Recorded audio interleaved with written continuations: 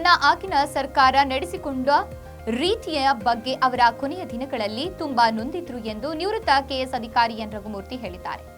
ಭಾನುವಾರ ನಾಯಕನಹಟ್ಟಿ ಹೋಬಳಿಯ ತಿಮ್ಮಪ್ಪಯ್ಯನಹಳ್ಳಿ ಗ್ರಾಮದಲ್ಲಿ ದಲಿತ ಸಂಘರ್ಷ ಸಮಿತಿಯವರು ಏರ್ಪಡಿಸಿರುವ ಡಾಕ್ಟರ್ ಬಿಆರ್ ಅಂಬೇಡ್ಕರ್ 134ನೇ ಅಂಬೇಡ್ಕರ್ ಜಯಂತಿಯಲ್ಲಿ ಮುಖ್ಯ ಅತಿಥಿಗಳಾಗಿ ಮಾತನಾಡಿ, ಶೋಷಿತರ ಬೆಳಕು ಅಂಬೇಡ್ಕರ್, ಸಂಸ್ಕಾರಯುತ ಕುಟುಂಬ ಅಂಬೇಡ್ಕರ್ ಅವರದ್ದು.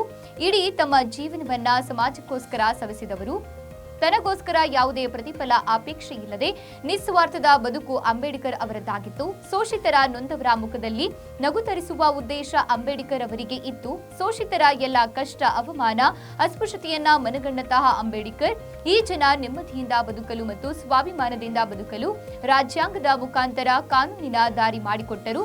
ಶೋಷಿತರ ಸ್ವಾಭಿಮಾನಿಗಳಾದರೆ ಅದೇ ಅಂಬೇಡ್ಕರ್ ಅವರಿಗೆ ನೀಡುವಂತಹ ಗೌರವವಾಗಿರುತ್ತದೆ. ಇದನ್ನ ಗಮನದಲ್ಲಿ ಇಟ್ಟುಕೊಂಡು ಈ ಸಮುದಾಯ ಆರ್ಥಿಕವಾಗಿ, ಸಾಮಾಜಿಕವಾದ, ಶೈಕ್ಷಣಿಕವಾಗಿ ಸದೃಢರಾಗಬೇಕು ಎಂದು ಮನವಿ ಮಾಡಿದ್ದಾರೆ.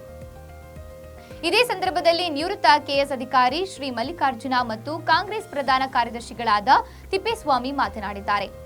ಈ ಸಮಾರಂಭದಲ್ಲಿ ಜಿಲ್ಲಾ ಪಂಚಾಯಿತಿ ಮಾಜಿ ಅಧ್ಯಕ್ಷ ಬಾಲರಾಜ್, ಗಜುಗಾನಹಳ್ಳಿ ಕೃಷಿ ಪತ್ತಿನ ಸಹಕಾರ ಸಂಘದ ಅಧ್ಯಕ್ಷ ತಿಪ್ಪೇಸ್ವಾಮಿ, ಆರೋಗ್ಯ ಇಲಾಖೆಯ ಕುದಾಪುರ ತಿಪ್ಪೇಸ್ವಾಮಿ, ಜಿಲ್ಲಾ ಜಾಗೃತಿ ಸಮಿತಿಯ ಸದಸ್ಯ ರಾಜಪ್ಪ, ವಕೀಲ ಈರೇಹಳ್ಳಿ ಮಲ್ಲೇಶ್ ಮುಂತಾದವರು ಮಾತನಾಡಿದ್ದಾರೆ. ಈ ಸಮಾರಂಭದಲ್ಲಿ ತಿಮ್ಮಪ್ಪಯ್ಯನಹಳ್ಳಿ ಗ್ರಾಮ ಪಂಚಾಯಿತಿ ಅಧ್ಯಕ್ಷೆ ಶ್ರೀಮತಿ ಟಿ ಶೈಲಾ ಮಂಜಣ್ಣ, ನಲಗೇತನಹಟ್ಟಿ ಗಾಯಕ ಮುತ್ತುರಾಜ್ ಸೇರಿದಂತೆ ತಿಮ್ಮಪ್ಪಯ್ಯನಹಳ್ಳಿ ಸಮಸ್ತ ಊರಿನ ಗ್ರಾಮಸ್ಥರು ಹಾಜರಿದ್ದರು.